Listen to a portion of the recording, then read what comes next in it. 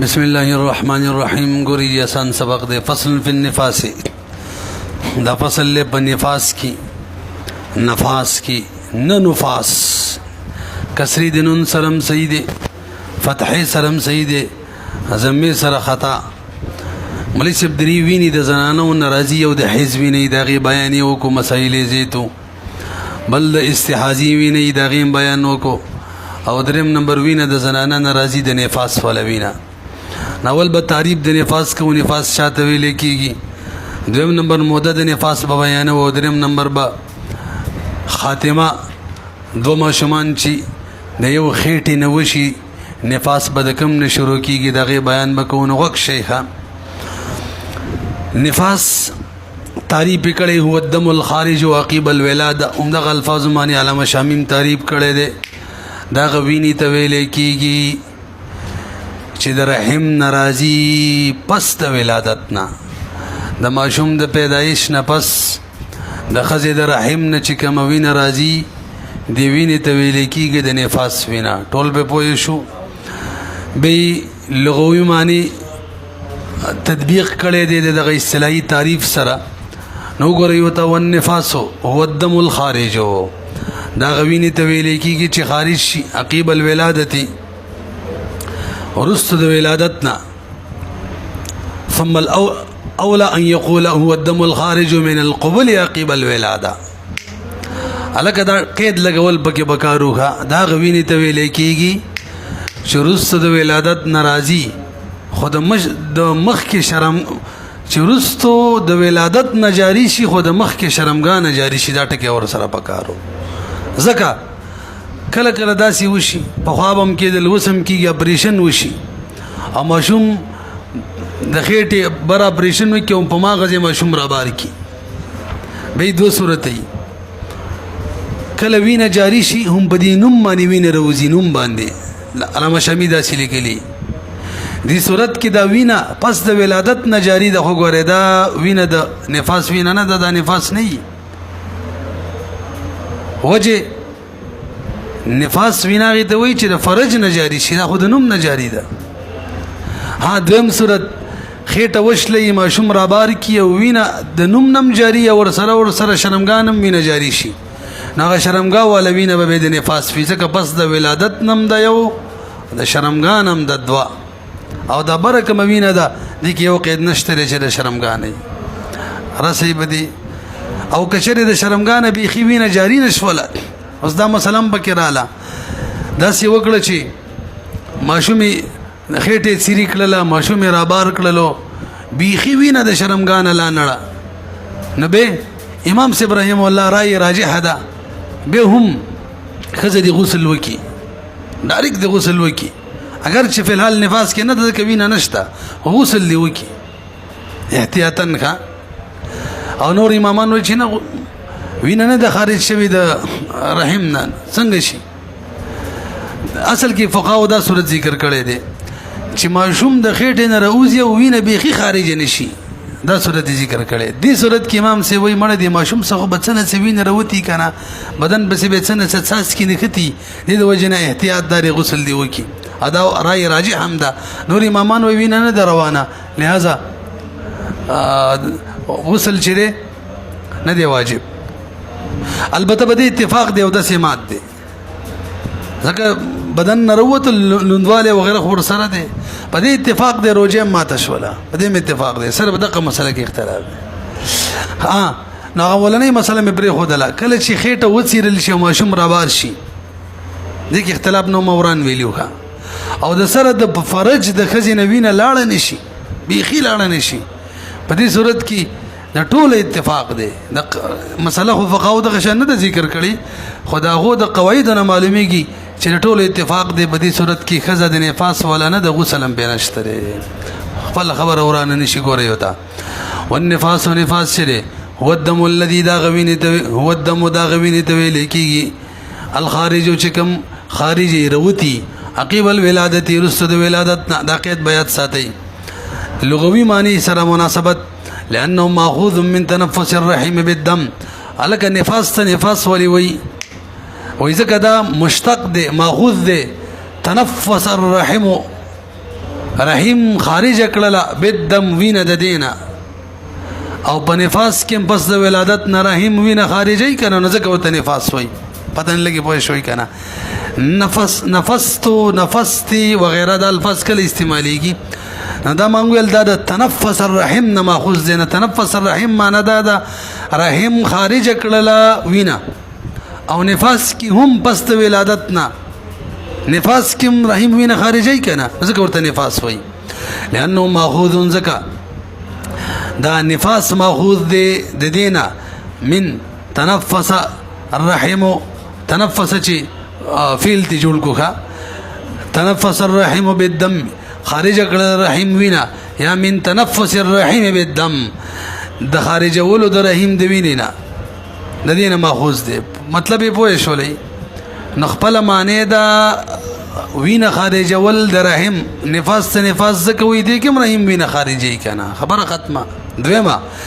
او من خروج النفس بمعنى الولد لکبرو ګوري نفاس ته نفاس زکوي چې نفاس معنی دا خروج النفس نفس وتل نفس معنی ماشوم وتل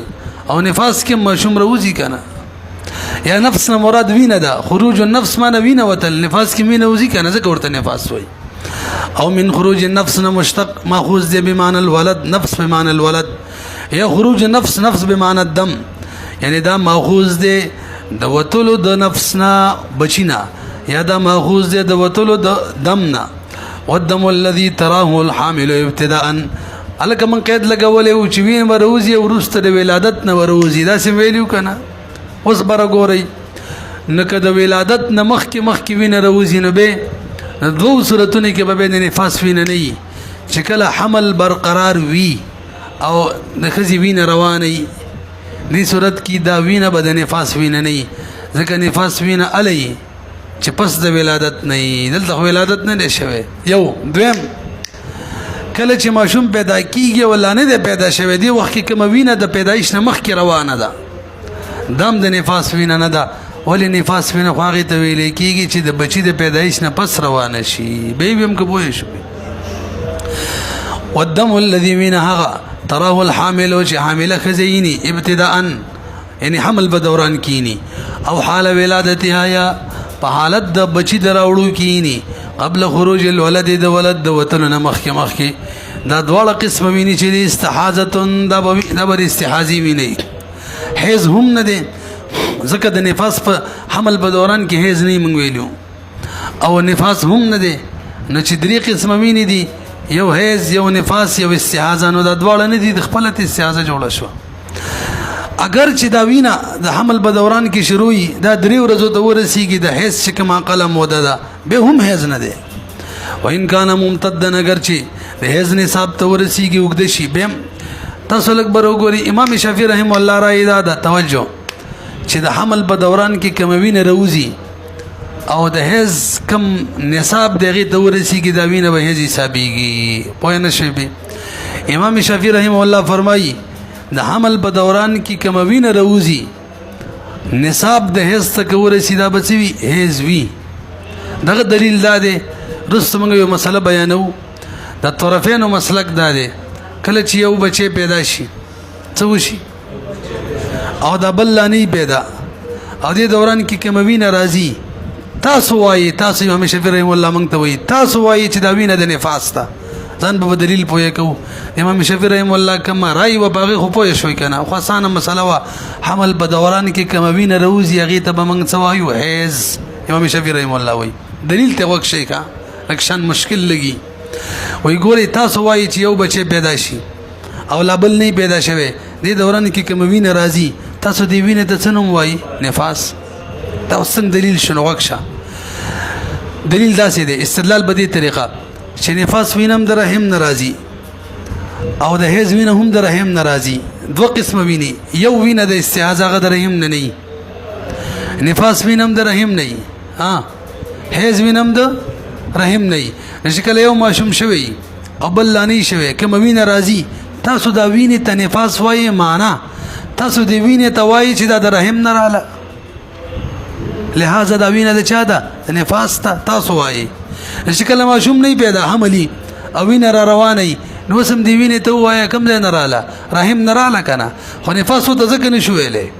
چې حمل خو لا برقرار دی نه بل شي خو ورته ووایه که نه چې هغه څوک دی حیض دی ما په خیال پوه نه شوې ما ویل وینې څو دي 3 استحاضي وینه د رحم نه نه او د نفاس او د حیض وینه د چا نه امام شافعي رحمه الله وی مساله حمل په دوران کې کوي ناراضي دا به حیض وي وجه تاسو حنف وای چې یو بچی پیدا شي بل نه او کوم وینه راضي دا وینه چي نفاس سمانه دا رقم زه نه رحم نه ګور حمل شتره به موایي چې رحم نه ده چې حمل بچی لانی پیدا شوه او وینه راضي نو به وای کنه چې به هم د چا نه ده رحم نه ده نو مخ کې نفاس زکه چې ماشوم به کې پیدا و وسه هیڅ کې کنه رحم نه غبر الله په دلیل پوه شوي وته وګورئ امام شافعي رحمه الله وی حیض دا حیض دی اعتبارا قیاس کوي په نفاس باندې دا لګه جمله د دې کې ما ټوله قصه وکړه قیاس کوي بچا کم نفاس باندې چې یو ماشوم پیدای بلانی پیدا کوم دغه دوران کې کوم وینه روانه تاسو وایي دا وینه د رحم نه د نفاس دی دا وینه چې دا ماشوم نه دی پیدا دا هم د رحم نه ده خو نفاس نه دی څه دی حیض دی ځکه ماشوم نه دی پیدا اذهما جميعا ځکه دواړه د رحم نه دي دواړه وینې د چا نه دي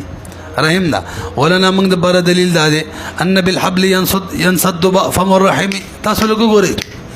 موږ دلیل کې وایو کله چې حمل جوړ وي د رحم خله بند دی ښا نشپاتې ملي دلی دا یوټیوب کې به کله سرچ کوي رحم د قشانی دې باندې کتابونه لیکل شوی هم د دې مسایلو د باره به لیکل شوی رحم د قشانی اصل کې د الله پاک یو قدرت دی خطا سمات لک متوجي شي وینا رحم کې راځي به دې د رحم پر اطرافو کې وینا تاسو که شری ویډیو کتل وی به نه پر اطرافو کې وینا جم کیږي د رحم پر غاړو کې ویږي به چې کله خزه او هاون وتی وکی د خاون منی او د خزي منی ماده او بيده چورته وي دا په دغه چم وینا په غاړو کې نختی کنه دقیق یو شي تلقیح ورته وي بس به ماشوم جوړ شي یو پیر ماشوم جوړ شي مزید بین نکیږي د قدیم او د جدید اتباع اتفاق دی چې باقی دوباره به بل ماشوم نه جوړیږي هغه معنی نه کوي یو دوه جوړ شو ګدري کړڅم نه جوړ شو دوباره به نه کیږي دا الله عجیب قانون دی وک شي کنه که ماشوم جوړ شي بس د قوینه برقرار ودرېږي چې کله ماشوم را وغورځيږي پیدا شي دا وینه شروع شي موږ وینه فاس دی او چې ماشوم نه جوړیږي حمل نه جوړیږي امر قوینه کوم چې ولاړه ده په دې غاړو کې مش پس دار الویږي به ته موږ هیڅ وایو پوه شوي کنه نه د اقي وینه ده نفاس کې د ماشوم نه پس راځي او هیڅ کې د ماشوم خبره نه بغیر د حمل چې کوم هغه به هیڅ موږ حسابو وینه یو ده ښا موږ د رحم ناراضي تاسو را سي ازي خبر ور باندې وګد نشي موږ احناف وایو توجه چې ګوره کله چې حمل وي په دې صورت کې رحم بن وي نو کوم وینه چې راځي دې ته هیڅ څنګه وي یار رحم خو باندې او د هیڅ وینه کوم ځای ناراضي رحم نه دغه رحم باندې نو موږ وایو ان بالحبل د حمل په صورت کې ينصد بنديږي فم الرحمي هغه خله د رحم کذا العاده او عدد دغه شان دي اوس ما یو عالم یو مفتی دی قابل سره دی ما وته ویل چې یار نن سبا خو تاسو ما ته لږ متوجه شئ موږ څه ویل وس چې هیڅ وینه نه ده ولې نه ده رحم بندي او رحم چې کولاوي وینه راځي به هیڅ دا خو رحم بند ځکه حمل سره رحم بندي کی نو وس مخ فل ماشوم دار تاسو دوام کوي چې حمل له وینه روانه ده ما دوه درې بیري ډاکټرانو ته خو دل نه هغه حتی را تداویلی چې رحم کولاو شوې ده باقاعده دا خطرناک خبره هر وخت کې ماشوم پیدا کیدو یې ری بیٹه ما نو سوال دا دی رحم کولاو دی وینه روانه ده تاسو حنب سوې چې کله حملی رحم بني چې وینه راځي معلومیږي بار ناراضي وینه راځي نه نفاس ته نه هیڅ ده نه دلته خو ډاکټران وایي چې رحم کولاویږي سره د دین حمل می به وینه روانه ده کنه نفاس ته نه به اس خو ته وایي کنه ذکر رحم نه روانه ده نو ما چې زړه کوم خبر وکړه جواب دی چې بې د هیز او د نفاس وینه غ چم کمی وینه غاړې ته نه کتی رحم کې غې ناراضي رسي ادا کوم وینه چې راضي کنه دا چې درکش لیدلې زخم یې غې ناراضي اگر چې رحم ناراضي خدای زخم نه لحاظه به متهیز شو ویلې وګورئ کوم دعا به کوئ ښه کوم ځای ته رسېدلي والنفاس او نفاس کموي نه وي هغه د رحم نه ځکه راځي چې هلته خو ماشوم رحم کلاو شوی د ماشوم په پیدایش باندې و النفاس وینا بعد انفتاحه بخروج الولد دا خو پس د کلاوالي نه راځي د ماشوم په پیدایش خارجېدلو باندې ولهذا کان نفاسا دغه وجه کنه چې نفاس حسابيږي بعد خروج بعض البلد تاسو لږ ماته متوجه شئ دا یو بله مسله شوله چې ټول ماشوم راوغورځېدلو وینه راتلل هم نفاس دی او که بعضې ماشوم راوتی او بعضې لا دن نه دی بیا به نفاس وي که نه هغې کې فقهاو داسې ویلي دي که اکثره حصه د ماشوم راوتي او کومه وینه راځي نفاس به وي او که اقل حصه راوتي اکثره حصه خېټې کې دن نه وي او کومه وینه راځي استحاضه به وي پوه شئ پې اوس اکثر ماشوم سره او اقل سره دا پکې بله مسله دا هم پسې واورئ که ماشوم د خپو طرفه راوځي کوم طرفه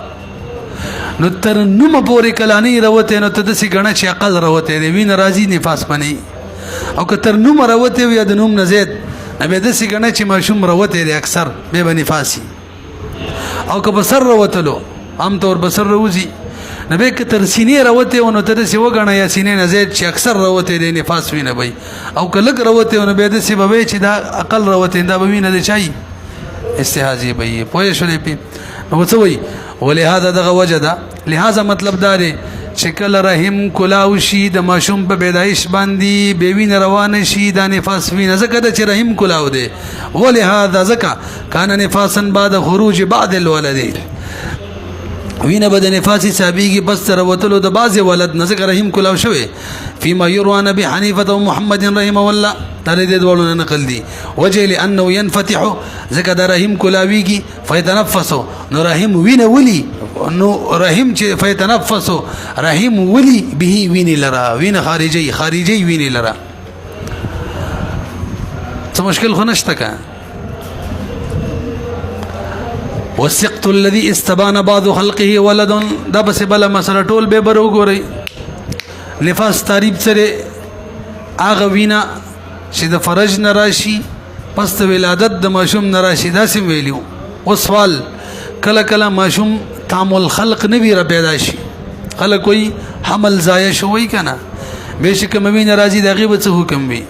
نو دلته یې لیکلي دي والسقط الذي استبان بعض خلقه ما ته لږ وګورئ حاصل یې دا دی فقهاو لیکلي دي که شرې دغه غیر تام ماشوم داسې و چې بعضې اعضا یې جوړ شوي وو ګوتې جوړې شوي وي چېرته نوکان جوړ شوي وو بس دا په حکم د تامل خلقت کې دی ګویا چې پوره ماشوم دی او را پیدا شو نو کومه وینه راځي دا به د نفاس وینه وي پوه شولې پې او کله چې ماشوم تامل خلقت اعضا یې لا نه جوړ شوي اعضا او بیا دا ماشوم راوغورځېدلو بیا به موږ داسې وایو چې اسی وینه روانه ده د ماشوم د پیدایش ولا وینه نه ده نه بیا که چېرې 3 ورځې وینه جوړه شوله یا زیاتي او د دې نه مخکې 15 ورځې طهر هم جوړ شوی بیا به حیض حسابو او که 1 ورځ وه یا 2 ورځې وه یا مخکې طهر دومره نه و تېر شوی 10 ورځې بیماري بنده و دوباره شروع شوله بیا به استحاضه حسابو بیا یې ویمه ما ته لغوه کېدی کله چې ماشوم تامل خلقت نه راوغورځېږي څه صورت دي 2 یو هغه صورت دی چې بعضې اعضا یې جوړ وي لږ به اسانه کړو 4 میاشتې چې حمل وي دا لئ فقها فرمای کله چې حمل د 4 میاشتو وي یا د 4 میاشتو نه زیاتي اوس ښه آسان تعبیر شو او بیا حمل وزېږل حمل ضایع شي نو په دې صورت کې کومه وینه راځي دا وینه به د نفاس وي لکه چې پوره ماشوم پیدا شو ورسېدو پې دویم صورت کله چې ماشوم تامل خلقت نه اعضا نه جوړ مانه 4 میاشتو ته حمل نه رسېدلی او ضایع شي بیا کومه وینه راځي به 2 صورت دي څو صورته نو که د نصاب که د حیض نصاب برابر شو 2 ورځې 3 ورځو ته وینه ورسېدله او مخکې کم از کم 15 ورځې طهر هم تېر شوی بیا به دا حیض حسابېږي او که 3 ورځو ته ونه رسېدله یا مخکې 15 ورځې طهر نه وي تېرې شوی بیا به څه استحاضه به وي پوه شوې ورته وګورئ والسقط الذي ټوکړه هغه استبان بعض خلقه چې ظاهر شوي بعضې خلقیتې ګوتې نوکانې جوړ شوي ولد دا به پوره هلک حسابېږي نو تفریات واوره چې دا کله پیدا شي حتی تصویر به نفاسا ښځې به څه ګرځي نفاس والا وینه به د نفاس یو تاسو له ګورئ مرسب یو مسله زده کوي او وايي کله چې د یو سړي وینځه او هغه وتی کوي او به د هغې بچی پیدا شي او به مولاد دعوه وکړي چې دا بچی زما نه دی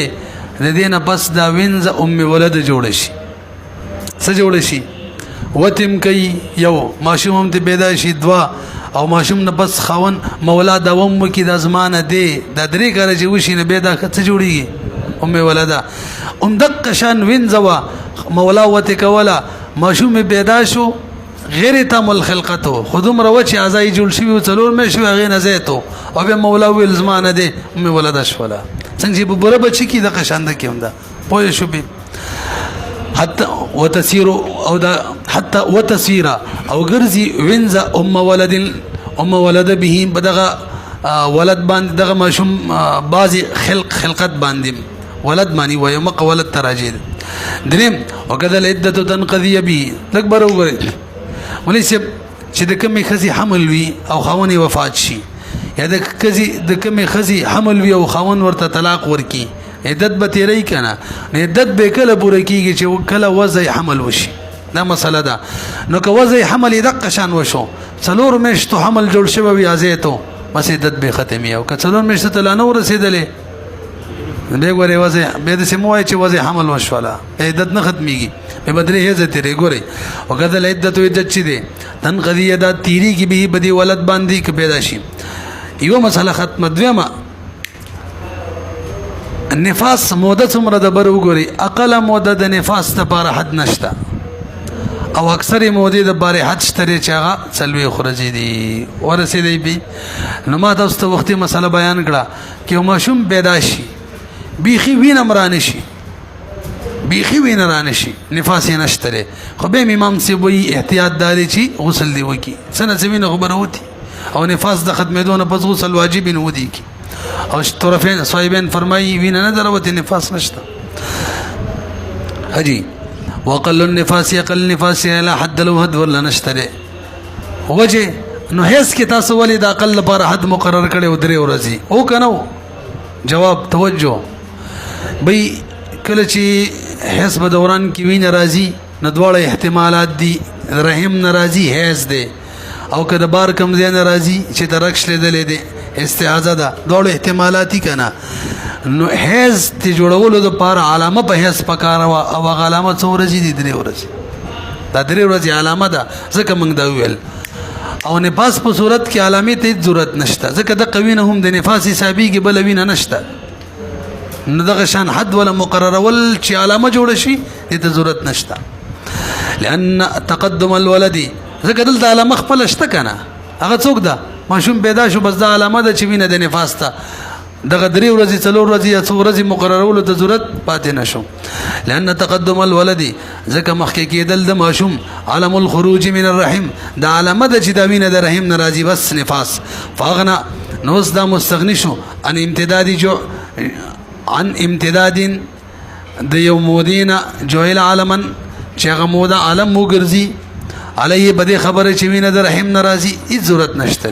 ځکه خپل علامه موجوده ده چې ماشوم پیدا شو کنه بس وینه د رحم ناراضي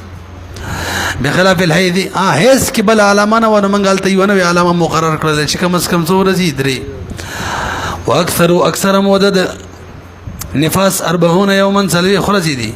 او کله سلوي خو نبی زائد شي نه به استحاضه ده نه د درې ورځو نه چې وینه کمي هیڅ په صورت کې استحاضه د لسونه چې د هیڅ په صورت کې زیات شي استحاضه د حمل په دوران کې چې کوم وینه راځي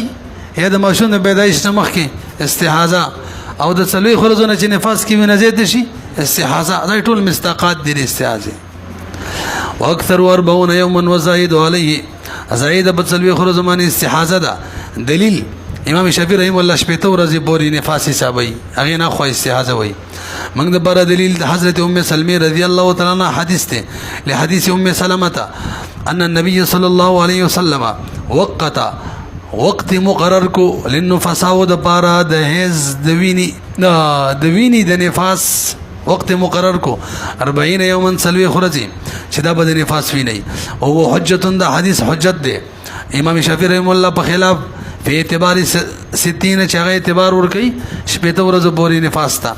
ولو جاوز الدم لږ به وګورئ دماغه حیث په شان مسله ده. توجه ښځې د نفاس والا د کومې ښځې چې ماشوم پیدا شي د کومه وینې چې راځي د نفاس دې کې ښځې په دوه قسمه یو هغې چې مخکې ماشوم پیدا شوی او وینې په یو ورځ باندې ودرېدلي مقرره ورځ باندې یو هغې چې دا یول ماشومي. نو د کومې زنانه چې مخکې ماشوم پیدا یي په کومه ورځ یې وینه ودرېدلې وه دقه د وینې د نفاس عادت یې دی. مثلا مخکې وینه ودرېدلې وه په شلمه ورځ څومره ورځ باندې شلمه. اوس راځئ د دویم ماشوم کې وینه جاري شوله 15 ورځې کې ودرېدله نو دا به داسې نه وي چې زما نفاس ختم شو عادت پورې به رسوي ها که یقیني ختم و بیله مسله ده. بهرحال توجه د دویم ماشوم کې وینه په شلمه ورځ باندې ونه درېدله مخکې تېره شوله 21مه 25مه ته لاړه نو که څلوېښتو کې دننه ودرېدله نو موږ به وایو عادت بدل شو. لکه هیڅ کې مخکې 6 ورځې موده وه او زیاته شوله 9 باندې ودرېدله موږ ویلي وو چې عادت یې بدل شو. دلته هم که اول ماشوم کې شلمه ورځ و مخکې ماشوم کې دې بله زیاته شوله نو که 40 ورځو کې دننه ودرېدله عادت به بدل شي د نفاس او که ونه درېدله په 40 هم زیاته شوله نو 10 ورځې به نفاس او باقي به ټوله استعاذه حسابېږي. پوه نه شولې پې ورته وګورئ یو صورت دا شو. دویم د کومې ښځې چې اول ماشوم وي بیخي اول نو موږ به وایو 40 ورځو پورې به ستا نفاس حسابېږي خو که 40 ورځو نه زیات شو او وینه ونه درېدله بس 40 ورځې نفاس باقي استعاذه. پوه شولې پې نو که دای اول ماشوم او وینه به 40 واوښتله 40 ورځې نفاس باقي استعاذه او که دای دویم ماشوم او وینه به 40 واوښتله اوس یې بیخي خلاصه شوله نو مخکې کوم عادت تو عقب پورې نفاس باقي استعاذه. که مخکې 10 او که مخکې 15 شو زموږ د زنانو کې د عادت ډېر روان دی ښه دا نه لامبي 40 ورځو پورې وینې په 10مه ورځ ودرېدلي بیا هم نه لامبي په یو میاشت پس ودرېدلي بیا هم نه لامبي داسې کوي که نه دا پوهه کوي. کله چې وینه ودرېدله به داري غسل وکړه ته اوس پاکه شولې کله چې غالب ګمان جوړ شو چې نور نه راځي بس پاکه شولې. یو بله مسله هم ورسره اهمه ده 15 ورځې وینه وه بیا ودرېدله بیا 15 باندې بیا چالو شوله او تر 39 پورې وه 40 پورې وه 35 ورځ باندې چالو شوله 40 پورې وه یا داسې وایه په 40مه چالو شوله